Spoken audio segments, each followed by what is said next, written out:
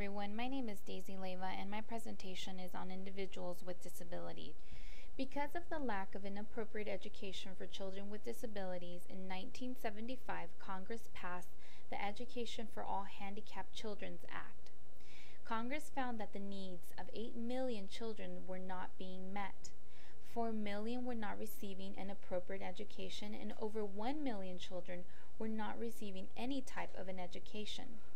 These kids were not learning to read or write. Children that were in school who had learning disabilities were not being diagnosed and therefore were not receiving the fair and appropriate education.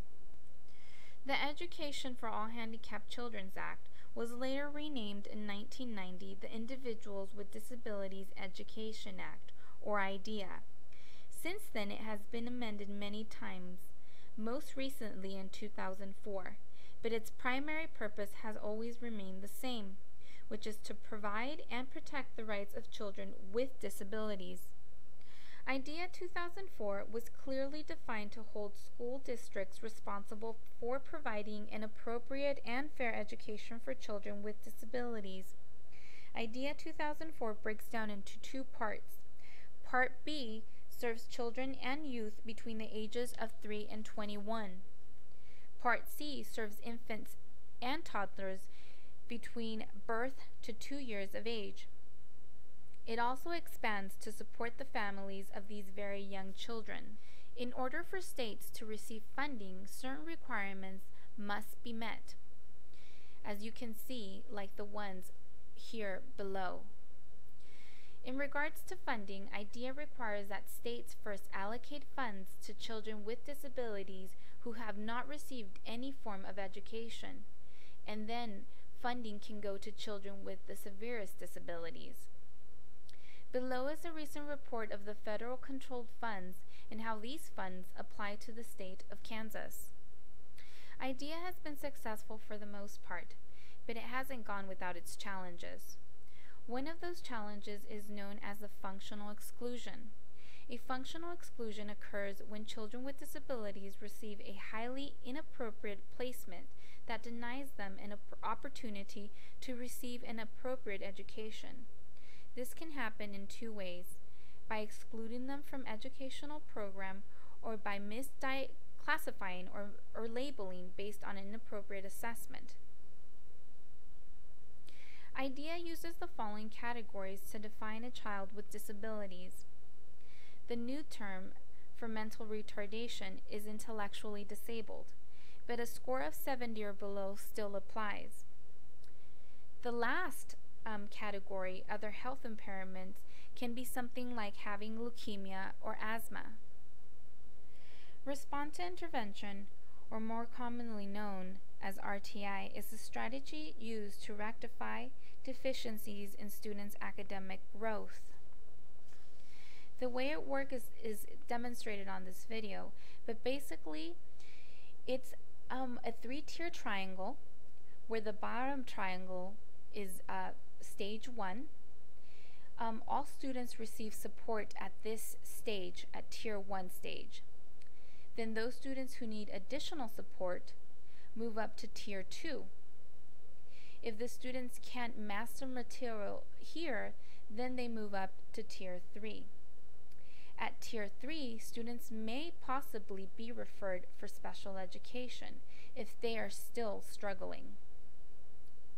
When it is determined that students will benefit from special education services, then a plan is developed.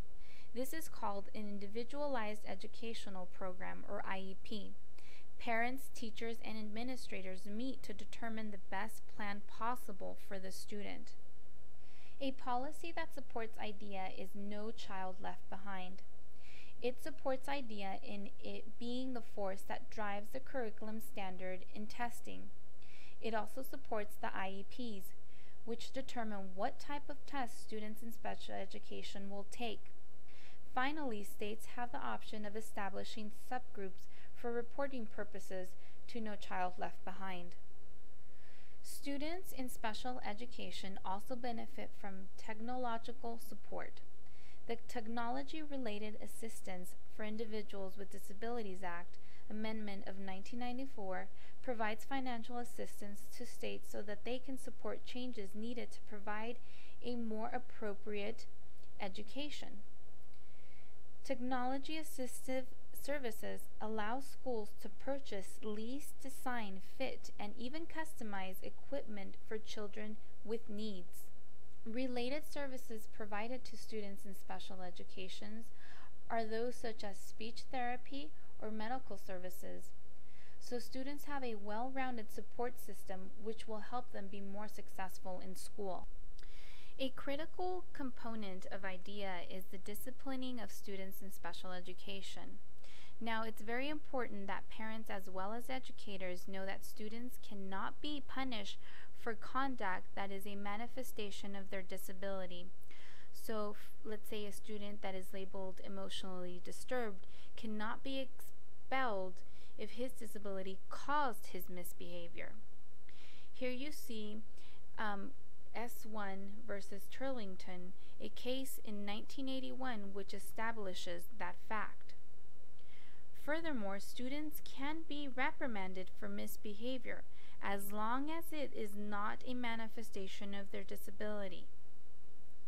IDEA allows long and short-term forms of discipline. Students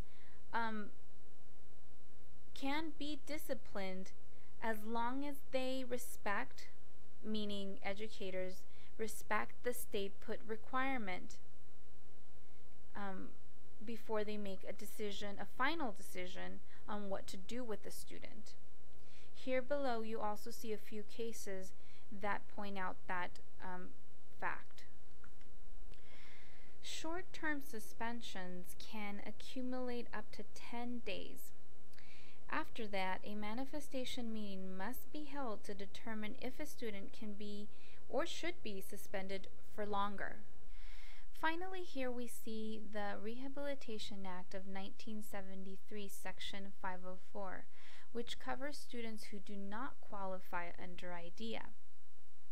These could be students with such things as ADHD or students who are in wheelchairs. Either way, these must be comprehensively evaluated and placed according to the student's needs. These students, like students in special education under IDEA, may receive services in both the regular or special ed classroom. And here are my references. Thank you for letting me talk to you today about individuals with disabilities. I appreciate it. Goodbye.